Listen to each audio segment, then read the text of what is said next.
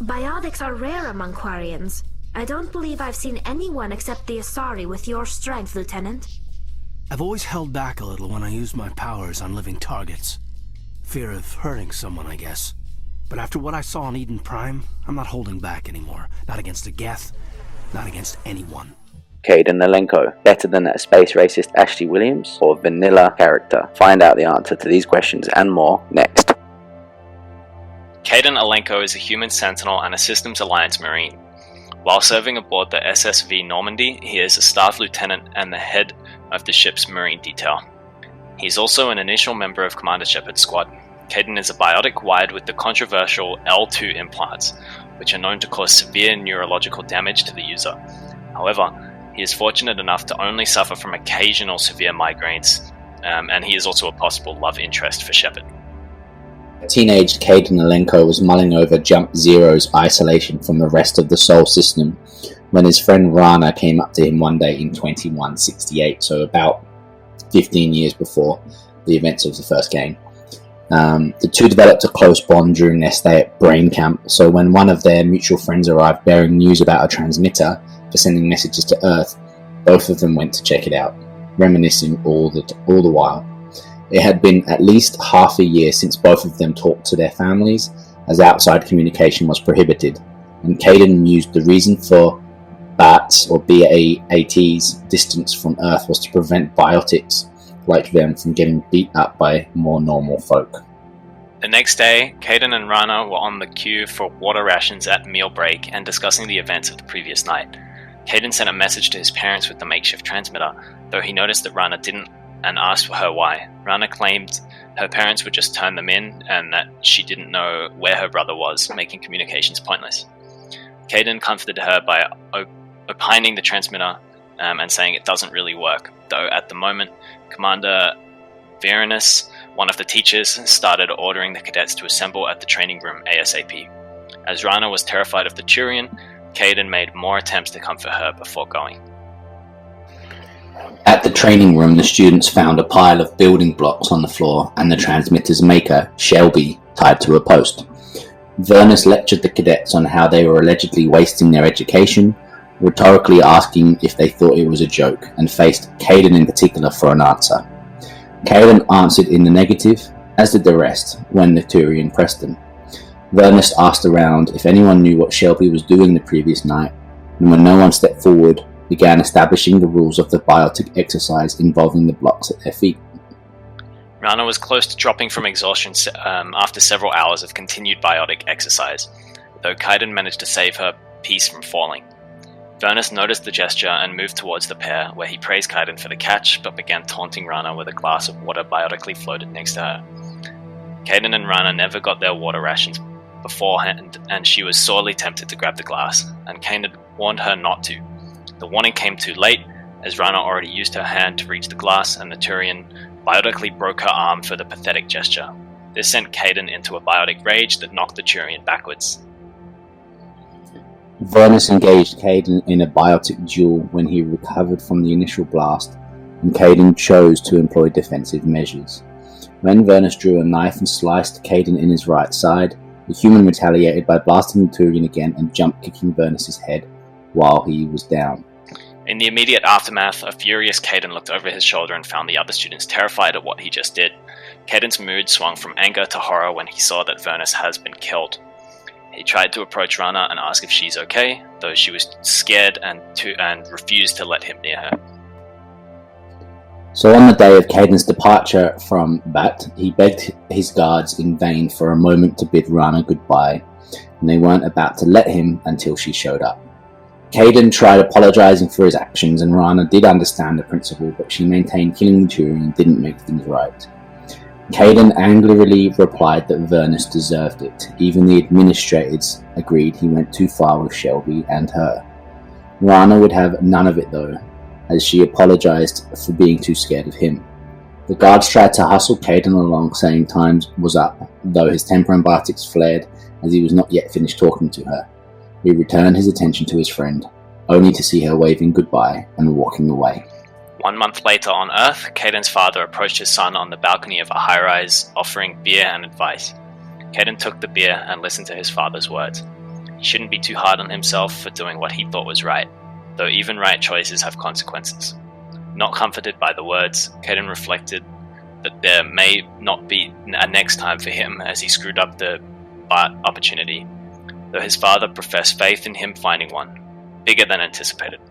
Kaidan stared at an incoming ship in the sky and with a smile, hoped his father was right. So now moving into what we can find out about Kaidan through the first Mass Effect game. Kaidan was born in 2151 into a family which was already familiar with space, as his father served in the Alliance military. After his mother was downwind of a transport crash in Singapore, Kaidan was exposed in utero to element 0 and beat the odds, gaining biotic potential instead of terminal brain cancer.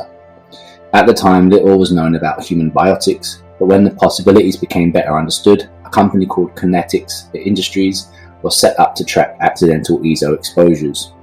Children who showed enough potential to be worth augmenting with implants were encouraged to attend BART, which stands for Biotic Acclimation and Temperance Training, which was conducted at Gagarin Station and nicknamed Brain Camp by its attendees. As Kaidan tells Shepard, a bunch of guys in suits show up at your door after school. Next thing you know, you're out on Jump Zero. Along with several other teenagers, including a beautiful gentle girl named Rana, like we said, Kaidan begins his training, but things went bad almost from the start. As we said, Kinetics wanted to speed the work along and brought in an ex-military Turian, Commander Vernus, who was an expert in biotics, but also a veteran of the First Contact War and disliked humans. Vernus introduced himself by saying, "I was at the helm of the dreadnought that killed your father," and Kaidan retorted that his father hadn't even been in the war. Vernus had it in for Kaidan after that, and began pushing the teenagers very hard. Kaidan recalls, "You either came out a Superman or a wreck." A lot of kids snapped, and a few died. So obviously the inevitable then happened, as we already spoke about, and Vernus went too far with Rana, and Kaidan lost control and killed her. So that was basically that. But what we didn't know in the story is that after Vernus's death, BART was actually shut down altogether, and the records were sealed to hide the Alliance's mistakes. Though Rana was then safe from Vernus, she was afraid of Kaidan, and then the two parted ways. So after that, Kaidan dropped off the radar for a while to figure things out, feeling lost and paralyzed after Jump Zero, but eventually made his way back to the Alliance in 2173 on his own terms this time, because he wanted to serve. Refusing further biotic training or an implant retrofit, he enlisted in the Alliance Navy and worked his way up to lieutenant, gaining several special commendations in the process despite the health problems he suffered with the L2 implants. These manifested as intense migraines that left him sensitive to bright lights and noise. Finally, Kaidan was transferred to the SSV Normandy under Captain Anderson, where he later worked alongside Commander Shepard. His experiences at BART and his long service make Kaidan politically savvy but very conservative, cautious and self-controlled. Originally, Kaidan was hesitant to use his abilities on living targets, but he changed his mind after seeing the destruction on Eden Prime. During the mission on Eden Prime, Kaidan was deeply affected by seeing his comrade and friend Richard L. Jenkins gunned down, his first friend lost in combat. Though he is a biotic, Kaidan's loyalty is to the Alliance and he has no sympathies for biotic extremists. He doesn't bear any ill will toward alien races, not even Turians, but says Vernus made him see how human aliens can be, that they can be jerks and saints just like humans. If asked, Kaidan can give feedback on recent missions, discuss the commander's decisions, and give some insight into the crew's state of mind. Knowing they're going to be faced with difficult choices without reinforcements, Kaidan urges Shepard to not cut corners as Vernus did and always leave a way out to ensure nobody gets hurt further down the line. However, as the missions progress, Kaidan becomes concerned about the lack of backup from the Citadel and the Council. The evidence Shepard is gathering about Saren Arterius and the threat of the Reapers seems too much to ignore, but the Council just does not want to believe anything's wrong, proving human nature once again carries across all species. During the operation on Virmire, Shepard can choose to save Kaidan's life at the cost of losing Ashley Williams. Kaidan is an experienced Marine who knows that Ash volunteered for the mission, but he's never lost a soldier under his command to hostile action. Kaidan becomes determined to make the Council listen to their evidence about the Reapers. If all the Citadel races rally to stop the machines, it would be a fitting tribute to Ashley. If Kaidan goes with Shepard to Ilos, he is moved by the fate of the Protheans, knowing their sacrifice has given them all a fighting chance. Unless Shepard has persuaded him to adopt a more xenophobic view, during the assault on the Citadel, he tells Shepard to save the Council, even though he knows it will cost many human lives. And on the potential romance options, so Shepard will have to be a female in this case, so Kaidan will become attracted to her right from the beginning. She does try to save him from the Prothean beacon on Dim Prime, and thinking that he triggered it when he got too close, he blames himself for her suffering. He also slips up when he, Ashley, and Shepard are taking in the view on the Citadel, by inadvertently admitting he finds the commander beautiful, much to Ashley's amusement. Following Liara Tassoni's rescue, if asked for his opinion, Kaidan admits he has no interest in bookish women like the Asari, as he prefers adventurous women. When the Normandy is locked down by the Council, Kaidan offers Shepard his comfort and support, and they almost share a kiss before being interrupted by Joker. Once they are finally en route to Ilos, Kaidan goes to Shepard to talk about the mutiny and the upcoming battle, wanting her to know that he's enjoyed serving alongside her. After some prompting by Shepard, he finally lets go. From what he can see, everything else in the galaxy, even the Reapers, will come around again, but the two of them are what is important right now. Kaidan claims Shepard makes him feel human, and they can spend the night together as long as nothing changes, and their duty to the Normandy crew still comes first. On to Mass Effect 2, and if Kaidan did survive Virmire and continued to serve under Shepard aboard the Normandy, then during a routine patrol hunting for Geth forces, the ship came under attack from a warship belonging to the enigmatic Collectors, and Shepard forced Alenko to evacuate with the rest of the crew. Soon after Kaidan got the survivors out in an escape pod, the Collector ship fired again, destroying the Normandy and causing Shepard's quote-unquote death. Suffering from survivor's guilt at the loss of his ship and his commanding officer, Kaidan remained in the Systems Alliance, eventually coming to terms with his pain. Over time, he was promoted to Staff Commander, which I think is like 1 or 2 levels below actual Commander, basically. It's the ranking system in Mass Effect is sort of based on the US military, and Staff Commander, as far as I'm aware, is literally like one underneath Commander. So he's pretty high rank. Pretty high, yeah, well. In 2185, Alliance colonies began vanishing en masse, and Alliance Command began to wonder if Cerberus was responsible. Kaidan also began hearing rumors that Shepard was alive and somehow involved with Cerberus, then received a tip-off that the human colony on Horizon might be the next target. Kaidan was dispatched to investigate and began installing defense towers as a cover for his investigations into Cerberus. However, he ran into hostility from the colonists, who didn't like Alliance involvement in their affairs. They believed the defense towers actually made them more of a target and resented Kaidan's presence. The tip paid off when Horizon was attacked by Collectors. I don't know how you can call that a payoff, but I get the point. Though they arrived before the defense towers were actually ready. Kaidan tried to defend the colonists, but was then stung by a Seeker swarm and paralyzed. Somehow he managed to shake off the effects, somehow, and avoid capture by the Collectors in time to be reunited with Shepard, who had raced to Horizon to save the colony and activated the defense towers to drive off the Collector ship. Though initially pleased to see the commander, Kaidan soon became wary of Shepard's involvement with Cerberus. He refused to entertain any thoughts of joining the mission, claiming he was an Alliance soldier and always would be, and that he could never trust Cerberus. He left to report to the Citadel, but warned Shepard to be careful. If Kaidan died on Virmire while searching the wreck of the first Normandy, Shepard will briefly see Kaidan's face in a flashback. The Galactic News may also mention that an Alenko Memorial Fund had been set up to send biotic children to the Ascension Project. So for the romance in Mass Effect 2, if obviously female Shepard and Kaidan had a romance in 2183 during the first game, Kaidan takes her in his arms upon being reunited on Horizon, but his relief at seeing her alive soon turns to the anger. He demands to know why Shepard didn't try to contact him, and forced him to go through the pain of thinking she was dead for 2 years. He claims that working with Cerberus is a betrayal of everything they stood for, and leaves to report. After leaving Horizon, Shepard receives an email titled About Horizon from Kaidan, which goes as follows. Shepard, I'm sorry for what I said back on Horizon. I spent 2 years pulling myself back together after you went down with the Normandy. It took me a long time to get over my guilt for surviving and moving on. I'd finally let my friends talk me into going out for drinks with a doctor on the Citadel. Nothing serious, but trying to let myself have a life again, you know. Then I saw you, and everything pulled hard to port. You were standing in front of me, but you were with Cerberus. I guess I really don't know who either of us is anymore. Do you even remember that night before Ilos? That night meant everything to me. Maybe it meant as much to you, but a lot has changed in the past 2 years, and I can't just put that aside. But please be careful. I've watched too many people close to me die. On Eden Prime, on Virmire, on Horizon, on the Normandy. I couldn't bear it if I lose you again.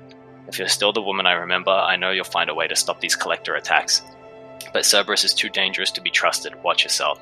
When things settle down a little, maybe, I don't know, just take care. From Kaidan. For her part, Shepard keeps a picture of Kaidan in her quarters on her desk between the personal terminal and the Medal of Honor. Should Shepard choose to maintain a relationship with Kaidan, before going through the Omega-4 relay, she will gaze at the picture before leaving. If Shepard becomes involved in a relationship with another crew member, she will eventually turn the picture face down on her desk. Oh, that's savage. That's cold. So now we're on to the events of Mass Effect 3. Kaidan returns to fight the Reapers, provided he survived on Virmire. Obviously, if he did not, Ashley Williams would be the one to take his place as this slot on the squad. By the time of the events of the Reaper invasion, Kaidan has been promoted to Major and commands the 1st Special Operations Biotic Company, which is a covert operations unit. During the Reaper's invasion of Earth, Kaidan assists in evacuating Shepard from Earth aboard the Normandy SR-2. Kaidan then joins Shepard to a mission to recover Prothean data on Mars, where he displays great tactical and combat aptitude. However, he still does not fully trust the commander, as he believes that Shepard may be a puppet for the elusive man. At the end of the mission, he confronts the Cerberus Gynoid, which basically means fembot, responsible for the base's destruction, but he is severely injured by it. When he had his head repeatedly smashed into a shuttle, that was brutal. He is taken to Huerta Memorial Hospital in the Citadel, which doesn't make sense to me, by the way. That seems to be... I know that the Earth's under attack and that, but there must be a hospital closer than the bloody Citadel. To Mars, it seems like a very long way to go. Where he slowly recuperates. While recovering, Udina offers Spectre status to Kaidan, which he accepts. Shepard will be able to speak to Kaidan by visiting him in the hospital after every major mission. If Shepard romances Kaidan, then there is the option to continue the romance. In time, Kaidan recovers from his injuries and accepts Udina's offer to become a Spectre. When Cerberus invades the Citadel, Kaidan is tasked to protect the Councillors, but is unaware that Udina and Cerberus are actually collaborating to take control of the Council. This puts Shepard and Kaidan in a conflict. Shepard must then convince Kaidan of the truth behind the attack. Depending on past interactions with him, Kaidan can be talked down. If Shepard cannot persuade Kaidan to back off, Shepard or one of Shepard's squadmates will kill Kaidan. If Kaidan lives past this event, he can either be recruited back into Shepard's squad on board the Normandy or left behind to provide assistance in the war. If made a war asset, Kaidan will send Shepard the following email. Good luck. From Kaidan Alenko. No, that's the subject line. If that was the whole thing, that would be pretty funny. No, it's not. This is not Taken. This is not Liam Neeson. Yeah. Commander, when I walked away from the Normandy, it felt strange. I knew leaving was for the best, but didn't make it easy. I just wanted to say that no matter what went down between us, I still consider my time on the Normandy to be one of the most important experiences of my life. Take care of yourself, Commander, and kick some Reaper ass, Kaidan. So pretty much still just good luck. However, if he's brought aboard the Normandy, he spends his time in the starboard observation lounge. Immediately after coming aboard, Shepard finds him gazing through the observation glass at the starry background. Kaidan contemplates about the millions of people who are being affected by the war and is frustrated at not being able to save them all. He tells Shepard about his mother, who has been separated from his father due to the war and is all alone in the crisis. Shepard can offer words of sympathy and tell him to be strong. On retrieving the Prothean Javik from his resting place aboard the Normandy, Kaidan mentions that while he doesn't mean to sound unprofessional, he can't stop grinning at the situation. After the Cerberus scientists have been rescued, Kaidan will ask to see Shepard in the crew quarters. He asks Shepard about an insight into Cerberus and how the people involved would have changed from their nature in 2185. He also ponders on the elusive man, wondering how he could have changed from an ally to an enemy. Shepard replies that they never anticipated the sudden betrayal from Cerberus and advises Kaidan not to dwell too much on the elusive man, as his crimes have gone far beyond forgiving, regardless of what his past intentions used to be. Kaidan tells Shepard he really dodged a bullet after encountering the Banshees on Lessus. He quips that he never wishes to see the Ardat Yakshi side of the Asari again. Later, Kaidan invites Shepard to lunch on the Citadel, saying that he needs a sanity check. If Shepard is not in a romance with anyone, Kaidan can make a pass at the commander at this point. Otherwise, he just expresses his admiration for Shepard and his consideration of Shepard as a good friend, to which Shepard can say that Kaidan is their brother. I think that pass, by the way, could be on both male or female Shep. Having never been a male Shep with Kaidan at this point, I don't know firsthand though. Yeah, I'd never ever survive past this, so it's just kind of... a lot of this is new to me as well. It's pretty similar. It's obviously pretty similar function-wise to what Ashley does. Yeah, well, they even show up in the same for the most part, yeah. But there are obviously yeah. some differences. But essentially, after Virmire, they're kind of just amalgams of each other, more or less. But I mean, they're two different characters, obviously. But in game sense, they're amalgams of each other. Anyway, sorry. Continue. Yeah. No, all good. Yeah.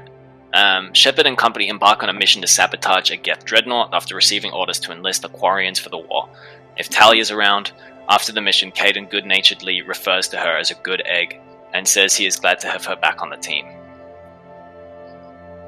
On second thoughts, however, Kaidan tells Shepard not to tell her he called her an egg in case it's an insult to Quarians.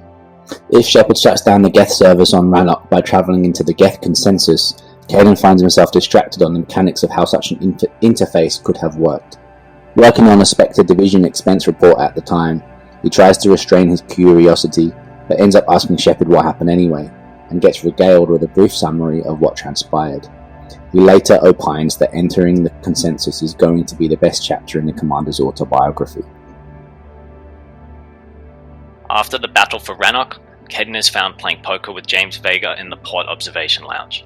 He doesn't seem to be able to compete with James, who plays poker regularly on the Citadel. If Shepard sided with the Geth, Kaidan remarks that the Quarians' extinction was tragic and that he had always admired their resilience.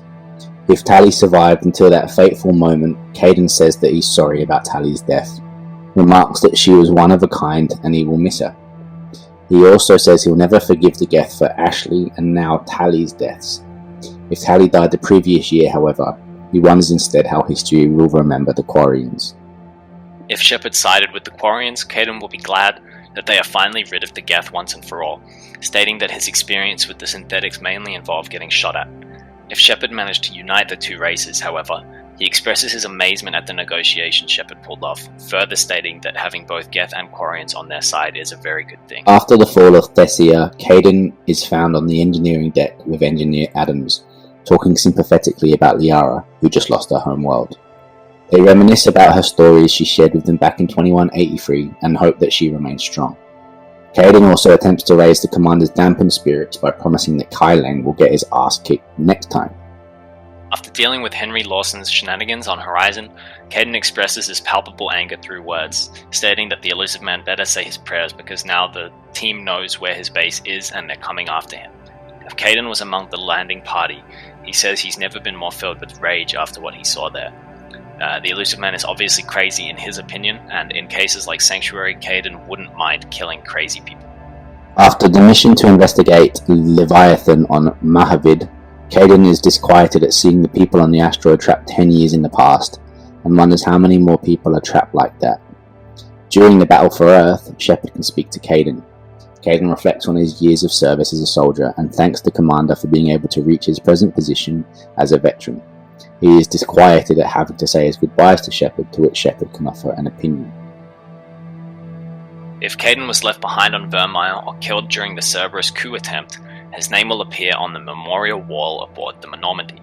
If Kaidan is in the squad at the final push towards the Conduit, he will be killed by Harbinger if Shepard failed to muster enough of the galaxy's forces for the final fight. Are we onto the sort of events of the Citadel DLC? So obviously this is going a little bit back in time from what we just mentioned. Kaidan's presence during Shepard's shore leave adventures and beyond is contingent on him not being dead or sent to Admiral Hackett after the failed Citadel coup. So as in, you can't use him as a war asset, you have to have had him on your squad. If he's romanced, he will be the first one to come to Shepard's aid during the ambush in the wards. Otherwise, he will arrive at the apartment with the rest of the squad. I think in that case, anyone you've romanced is the first one to arrive. I think that's just how it plays out, isn't it? Like if you're, I swear to God, that might have been because we were romancing Liara. I'm going to find out soon because I'm for the first time romancing Tali, but I haven't got there yet on this particular playthrough with Legendary Edition, so we'll find out. But I'm pretty sure when I romance Miranda, Liara is still first. But I could be wrong, or maybe I'm misremembering. Interesting. Okay, fair enough.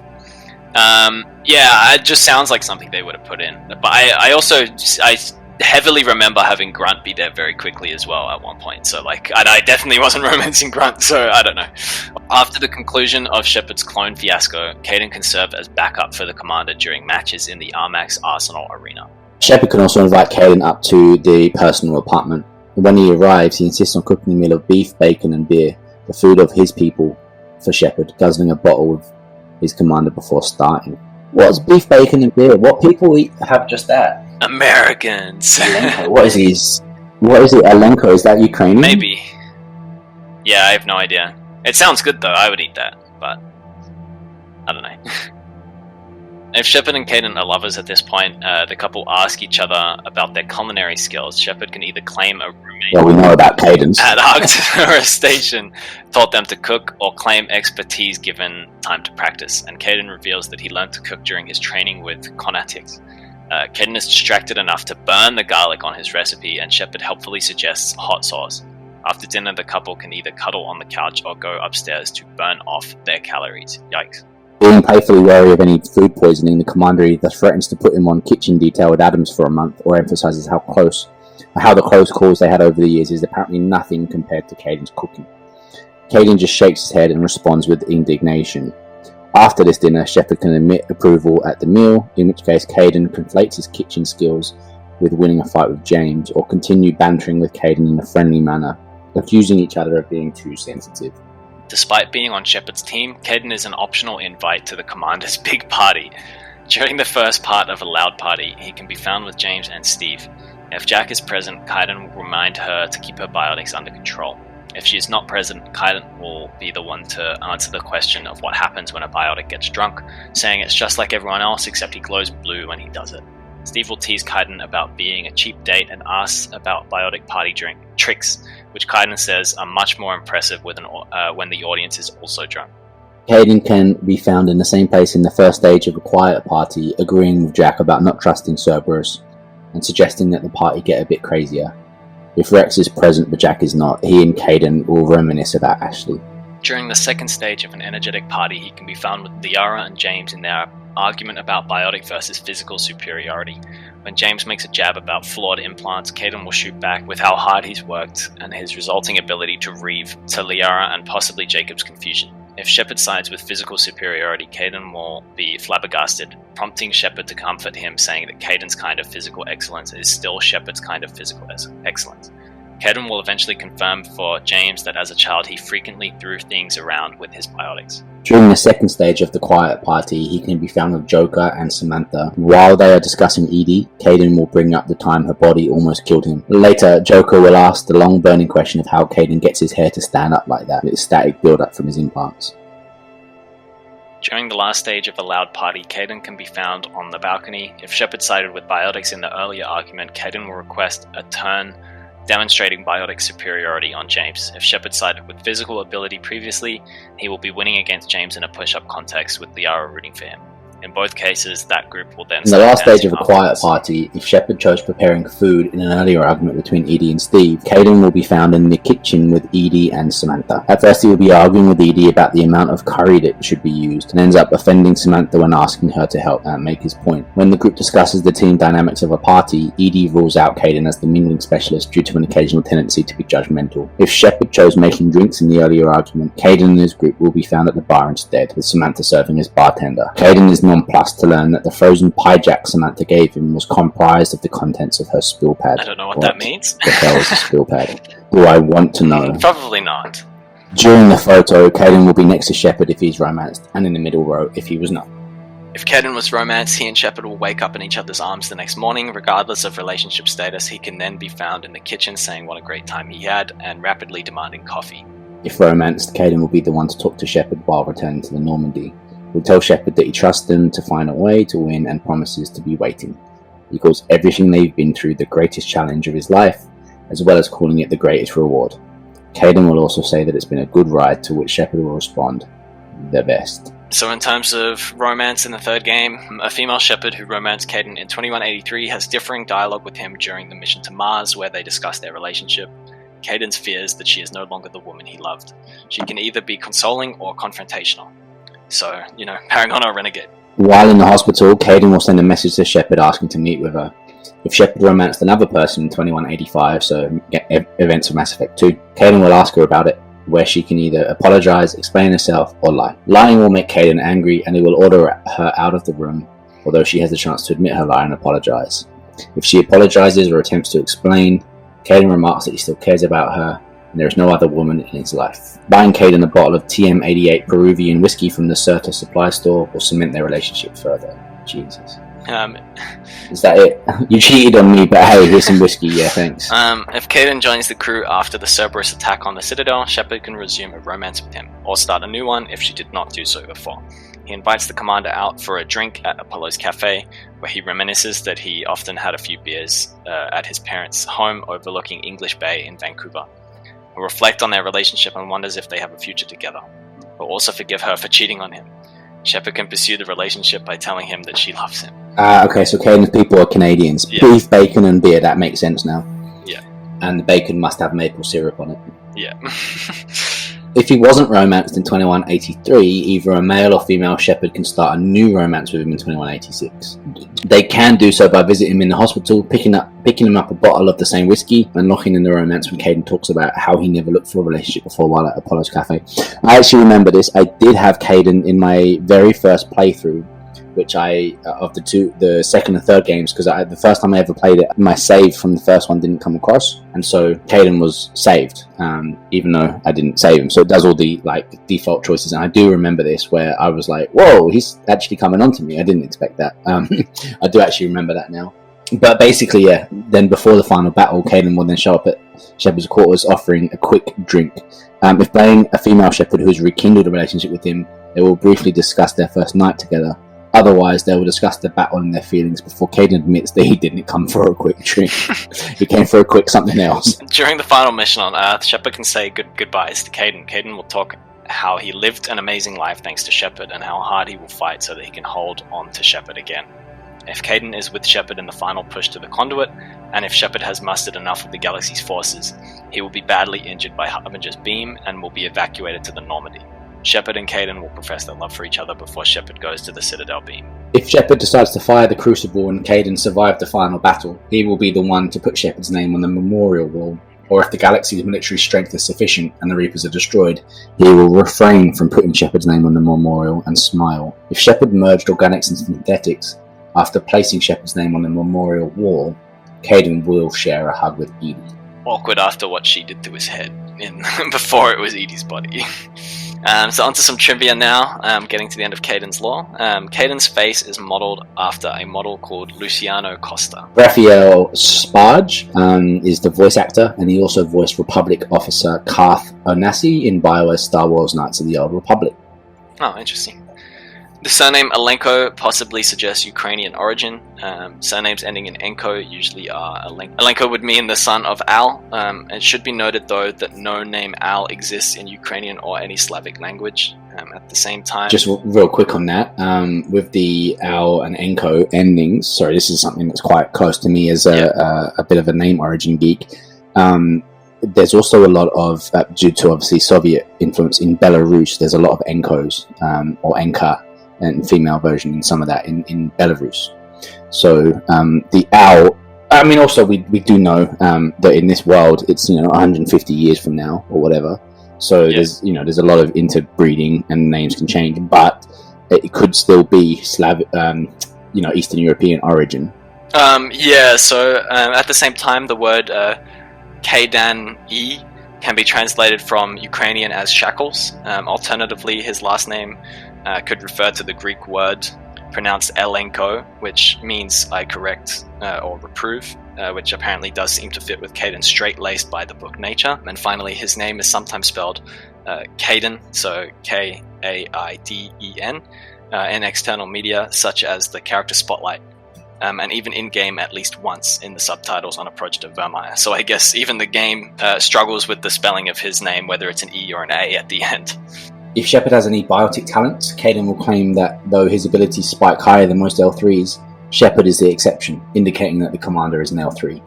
This appears to occur regardless of Shepard's actual class. Interesting. As part of a workaround for a programming issue, Mark Meer voiced all of the lines for the Kaidan romance in Mass Effect, even though the romance was intended to be exclusive to female Shepard.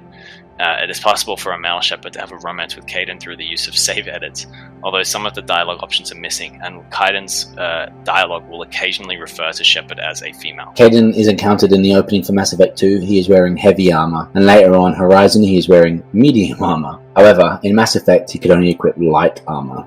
On the PS3 version of Mass Effect 2, if Kaidan died on Virmire, his picture may appear in Shepard's cabin, even if he was not chosen as the love interest in Mass Effect Genesis, possibly caused by a glitch in the game. On November 24th, 2011, Raphael Sparge, as a Thanksgiving Day present, released a sound file where he voices Kaidan's apology email to Shepard in Mass Effect 2 after the two had met on Horizon. The sound file was later taken down, but then re-released on YouTube.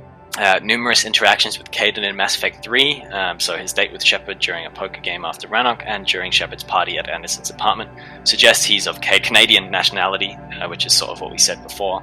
Canada has a very large Ukrainian diaspora, apparently. So, as with all squad members, Kaidan has unique dialogue that can be heard at the various locations during missions or assignments, or if a specific squad member is in a selected team. That's all the trivia. But let's talk a little bit about Kaidan as a character, and we've obviously mentioned before that neither of us really tend to save him on Virmire. To be honest, do we? Yeah, no, I think we've already done a video about it recently, but we've talked about how we think Ashley is sort of just a better character in terms of like a development over the course of the trilogy, whereas I think Kaidan stays fairly static in terms of his personality. Yeah, well, more interesting, and has a bit more of development. I think Kaidan doesn't really. To me, Kaidan's growth probably happens more before the first game than it does post. Whereas Ashley's is post first game because she's obviously a younger character, and But I have saved him a couple of times and on that default save file the first time I played through, and. Like, he's not a bad character by any means. He's just a little bit vanilla at times, I think. That's all. Yeah, and I think some of the backstory with the implants is quite interesting, like the L2 implant and how it's sort of faulty. And I think that's really interesting, but it doesn't really translate to him being a good character by itself. Like, he's definitely... he's not bad, as we said, but it's definitely... I find it more interesting to see how Ashley develops over the series as a... we've talked about it in a previous video, but she starts off fairly...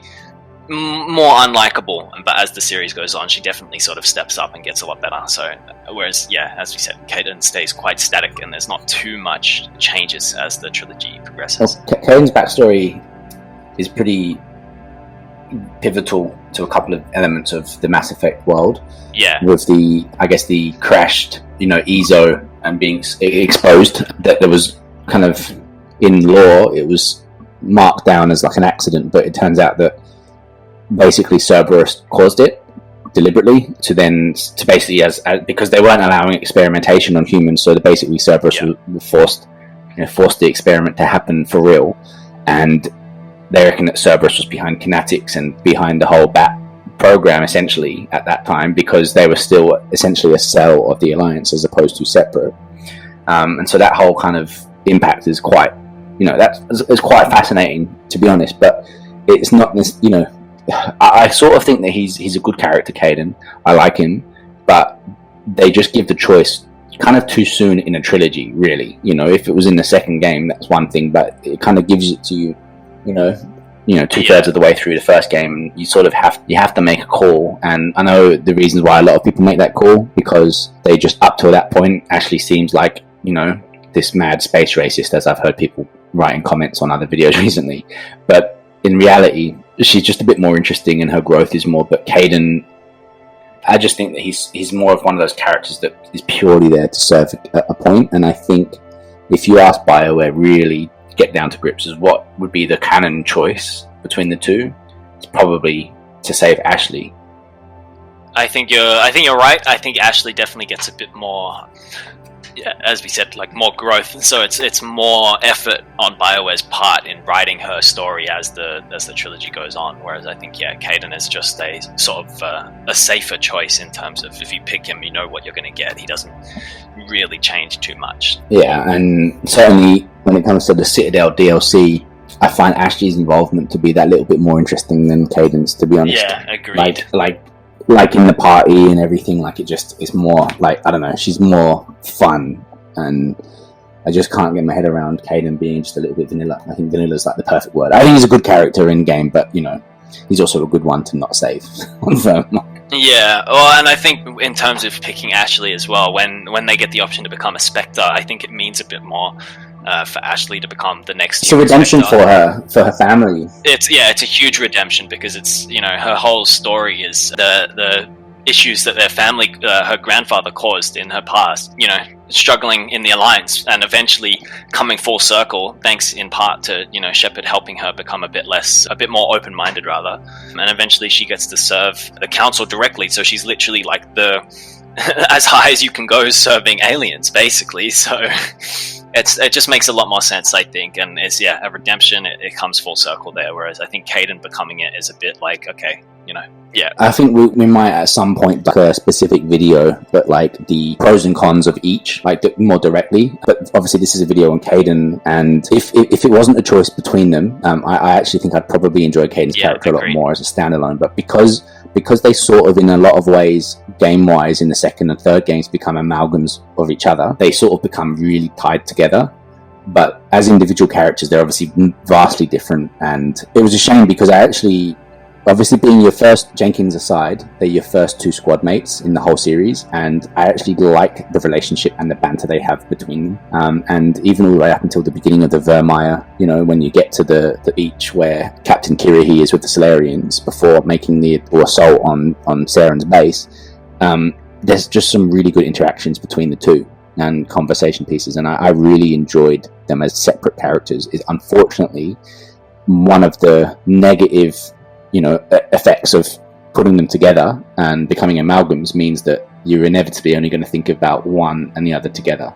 Yeah, I agreed. And I think with that, we've pretty much summarized everything we can regarding Kaidan. Hopefully you guys enjoyed, and hopefully it's sort of been good to have a bit of a comparison between the Ashley video and the Kaidan video today. And like you said, there's a pretty high chance we'll come out with a video directly sort of comparing the two and giving pros and cons on, you know, what's better for each one.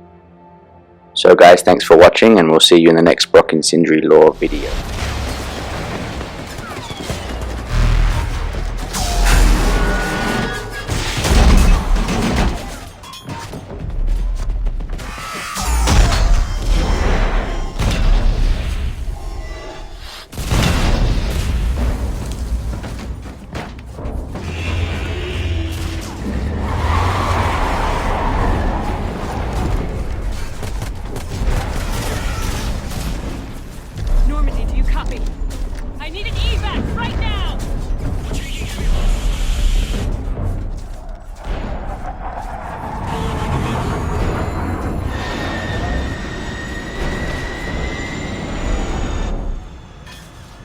Come on!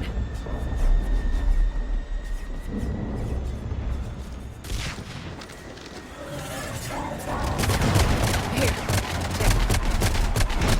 Shepard! You gotta get out of here. Yeah, that's not gonna happen. Don't argue with me, Kaidan. Don't leave me behind. No matter what happens, I love you.